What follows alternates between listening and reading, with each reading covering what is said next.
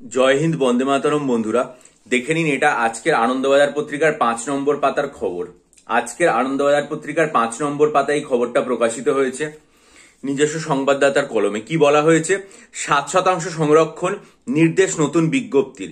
গতকাল আমি আমার চ্যানেলে যেটা বলেছিলাম ভিডিও করে, যে কলকাতা মিউনিসিপ্যাল কর্পোরেশন তাদের সাব অ্যাসিস্ট্যান্ট ইঞ্জিনিয়ার নিয়োগের যে 3টে বিজ্ঞপ্তি, বিস্তারিত বিজ্ঞপ্তি 2025 সালের প্রথম 3টে পূর্ণাঙ্গ বিজ্ঞপ্তি প্রকাশ করেছিল, সেটা পুরোপুরিভাবে বলে দিয়েছে স্থগিত রাখা হলো।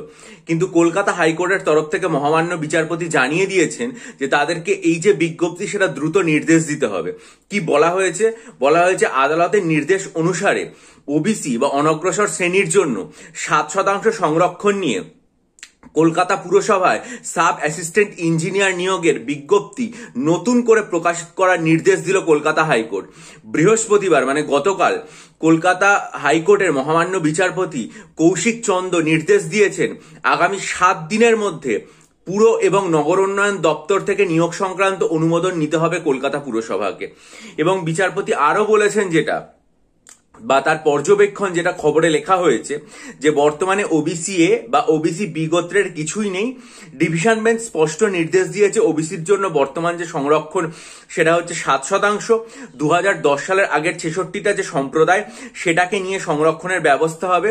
চাকরি বা শিক্ষা বা নিয়োগের ক্ষেত্রে, ভর্তির ক্ষেত্রে সমস্ত জায়গাতেই আর কি মানে আদালতের এই নির্দেশ মেনে চলতে হবে, কোনো জটিলতার ব্যাপার নেই। তাহলে দেখুন, মানে যেটা আরেকবার আপনাদেরকে দেখিয়ে দিতে চাইবো, এই খবরটা প্রকাশিত হয়েছে আজকের আনন্দবাজার পত্রিকার 5 নম্বর পাতাতে, ঠিক আছে?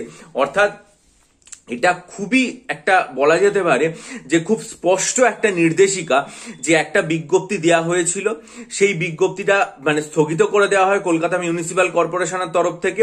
কিন্তু কলকাতা হাইকোর্টের মহামান্য বিচারপতি শ্রী কৌশিক চন্দ্র মহাশয় তিনি পরিষ্কারভাবে নির্দেশ দিলেন যে এই বিজ্ঞপ্তি পুনরায় জারি করতে হবে, এবং কিভাবে বিজ্ঞপ্তি জারি করতে হবে হাইকোর্টের ডিভিশন বেঞ্চের নির্দেশিকা মেনে, সেটাও কিন্তু তিনি সুস্পষ্টভাবে জানিয়ে দিলেন।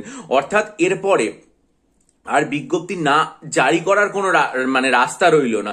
পুর এবং নগর উন্নয়ন দপ্তরকে এই ব্যাপারে বলা হয়েছে 7 দিনের মধ্যে অনুমোদন নিতে হবে, এবং সাব অ্যাসিস্ট্যান্ট ইঞ্জিনিয়ার নিয়োগের যে বিজ্ঞপ্তি সেটাও আর কি মানে পুরোপুরি জারি করে দিতে হবে। এটা কিন্তু একটা মানে এই যে চারিদিকে একটা ঘোর অন্ধকার পরিস্থিতি বর্তমানে তৈরি হয়েছে, তার মধ্যে অবশেষে কিছুটা অন্তত আলো বলা যেতে পারে।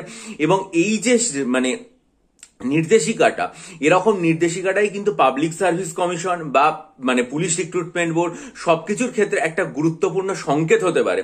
তার কারণ পাবলিক সার্ভিস কমিশনের তরফ থেকেও মানে এরকম 11টা বিজ্ঞপ্তি, সেটা ডব্লিউবিসিএস, মিসলেনিয়াস, ক্লার্কশিপ, আইডিও, এমভিআই, এরকম প্রায় 11টা বিজ্ঞপ্তি ইন্ডিকেটিভ অ্যাডভার্টাইজমেন্ট আকারে প্রকাশিত হয়েছিল 2024 সালের শেষে, যেগুলো 2024 সালের পরীক্ষা সেগুলোর জন্য, কিন্তু সেগুলোর পূর্ণাঙ্গ বিজ্ঞপ্তি আসেনি।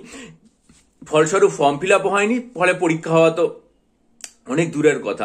যেখানে কলকাতা হাইকোর্টের তরফ থেকে এরকম ভাবে নির্দেশিকা জারি করা হলো, তারাও যদি এই নির্দেশিকা মেনে এরকম বিস্তারিত ফর্ম মানে বিজ্ঞপ্তি জারি করে দেয়, যেটা কলকাতা হাইকোর্ট বলেই দিল যে আপনারা একদম এইভাবে করে দিন, কোনো কিছু আটকিয়ে রাখার দরকার নেই। বা মানে পুলিশ রিক্রুটমেন্ট বোর্ডের ক্ষেত্রে কলকাতা মানে কলকাতা হাইকোর্টের এটা মেনে যদি তারা পুনরায় তাদের পরীক্ষাগুলো চালু করে, তাহলে সেটা খুবই মানে ভালো হয়। এখন আমরা জানি যে ভবিষ্যতের দিকেই আমাদের তাকিয়ে থাকতে হবে কোথায় কি হয়, এবং মানে পরবর্তীকালে জুলাই মাসে যে শুনানিগুলো রয়েছে কলকাতা হাইকোর্ট এবং সুপ্রিম কোর্টে, সেই জায়গাতে কি নির্দেশিকা আসে।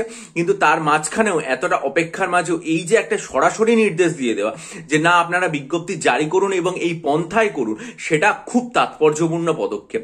আমরা জানি যে সকল পরীক্ষার্থীর মনের মধ্যেই এটা নিয়ে অত্যন্ত দোলাচল রয়েছে, সেই কারণে একটু অপেক্ষা করে আছি, এবং আশা করছি যে খুব শীঘ্রই এই চ্যানেলে ডব্লিউবিসিএস 2024-এর জন্য সাইকোলজি এবং জেনারেল স্টাডিজ ও ডেসক্রিপটিভ বাংলা ইংরেজি মানে ব্যাচ পুরোপুরি মানে জেনারেল স্টাডিজের সাথে একসাথে চালু করব। বহু পরীক্ষার্থী ইমেল করেছেন, মেসেজ করেছেন। আমি আপনাদের বলবো যে এই চ্যানেলে যখন জারি করব বিজ্ঞপ্তিটা, যে নতুন ব্যাচ শুরু হচ্ছে, তখন আপনারা নিশ্চয়ই আমার সাথে পুনরায় যোগাযোগ করবেন, এবং সেই ব্যাচে কিভাবে পড়াবো ভিডিও দেখে আগ্রহী হলে আমার কাছে পড়তে ভর্তি হবেন। তার জন্য চ্যানেলটা সাবস্ক্রাইব করুন, বেল আইকন প্রেস করে দিন এবং চ্যানেলের দিকে নজর নজর রাখুন। তবে আপাতত যদি মনে হয় যে ক্লার্কশিপ বা মিসলেনিয়াস যা আসন্ন মেন পরীক্ষা রয়েছে সেগুলোর জন্য ডেসক্রিপটিভ বাংলা, ডেসক্রিপটিভ ইংরেজি, ডেসক্রিপটিভ কারেন্ট অ্যাফেয়ার্স এবং ডেসক্রিপটিভ অ্যারিথমেটিকের স্টাডি মেটেরিয়াল নেবেন, তাহলে 19 জানুয়ারি, 9 ফেব্রুয়ারি এবং 2 মার্চের ভিডিও মনোযোগ দিয়ে দেখে ডেসক্রিপশন বক্সে ইমেল আইডির মাধ্যমে আমার সাথে যোগাযোগ করুন। বহু পরীক্ষার্থী নিয়ে উপকৃত হয়েছেন, আশা করি আপনারাও উপকৃত হবেন। ভালো থাকুন, বিজয়ী হন, সফল হন। ভিডিওটা লাইক করে বন্ধুদের মাঝে ছড়িয়ে দিন, আপনাদের মূল্যবান মতামত দিয়ে আমায় ঋদ্ধ করুন এবং চ্যানেলটা সাবস্ক্রাইব করে চ্যানেলের দিকে নজর রাখুন। ভালো থাকবেন।